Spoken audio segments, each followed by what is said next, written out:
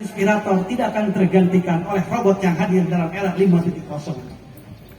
Era milenial sudah mau berakhir, sudah masuk kepada era zilenial.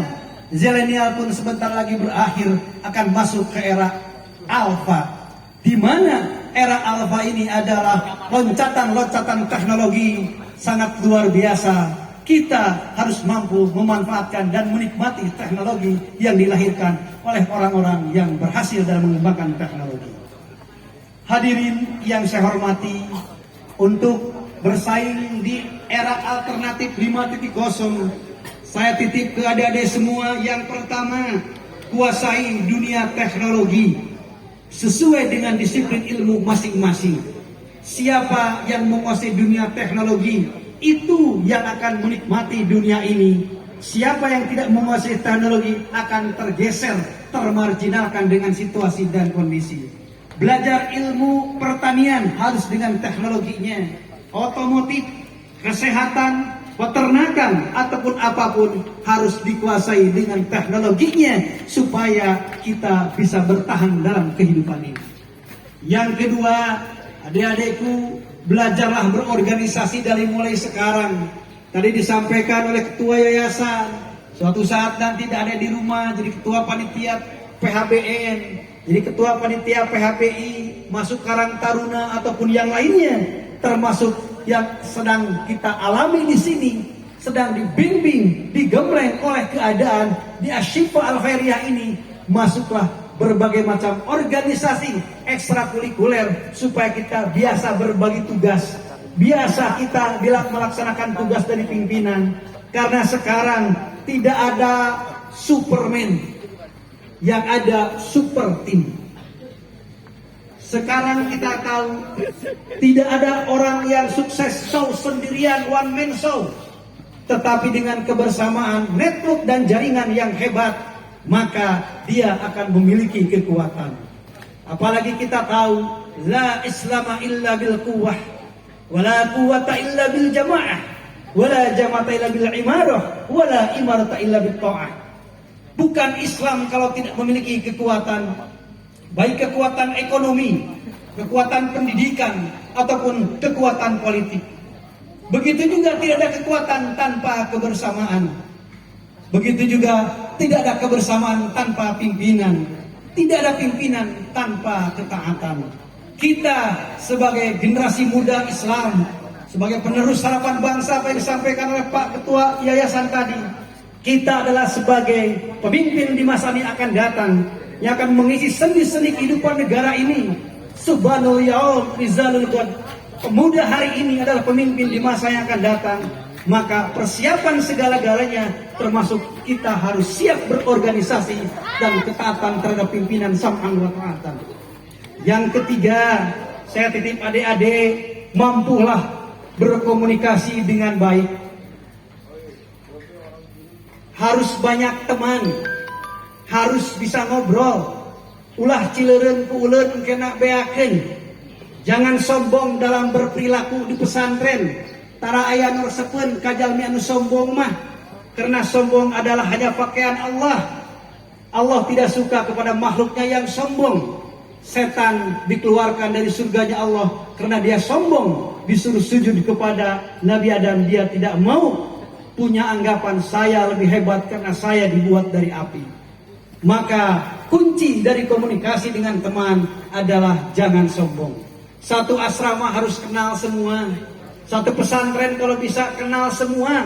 Jangan sampai satu kelas pun tidak kenal, satu kobong pun tidak kenal. Bahaya, engkena cileureun ku uleun beakeun, tidak akan ada teman yang membantu dalam kehidupan kita. Jadi pandai-pandailah berkomunikasi. Keterangan menyatakan duribat alaimudillatu aina masukifu illa bihabli minallah wa habli minan nas. Akan dihinakan hidup manusia dimanapun adanya, apapun jabatannya, kecuali habli minallah, interaksi kepada Allah, ibadah mahdoh dan ghair mahdoh, dan hablin minan nas, interaksi sosial dengan masyarakat. Kalau boleh, latihlah lidahmu untuk pandai berbicara. Saya tadi terharu, ketua panitia menyampaikan seperti itu, jelas pidatonya, jelas bicaranya, dan juga dimengerti apa yang disampaikan. Hebat ketua panitia menyampaikan, sudah bisa pidato di hadapan umum di satu pesantren. Mungkin bukan hanya dia sebagai ketua panitia santri di sini, kami yakin semua sudah pandai berpidato di hadapan orang. Untuk menjadi pemimpin harus pandai pidato, harus pandai bicara di hadapan orang. Tadi disampaikan oleh Pak Kiai, harus mampu menyampaikan dengan jelas isi pikiran kita, harus mampu menyampaikan dengan jernih apa yang menjadi ide-ide kita kepada audien, sehingga audien ngerti, paham apa yang disampaikan. Itu adalah syarat menjadi pemimpin. Kenapa Bung Karno dijadikan orang hebat ataupun dijadikan rujukan oleh semua orang? Antara lain, beliau kemampuan dalam berkomunikasinya hebat.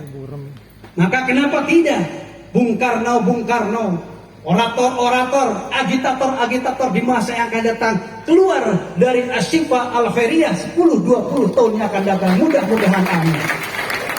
Maka saya titip dalam berkomunikasi, di samping kita mampu berkomunikasi dengan teman yang lain, salah satu cara berkomunikasi adalah berbicara di hadapan orang.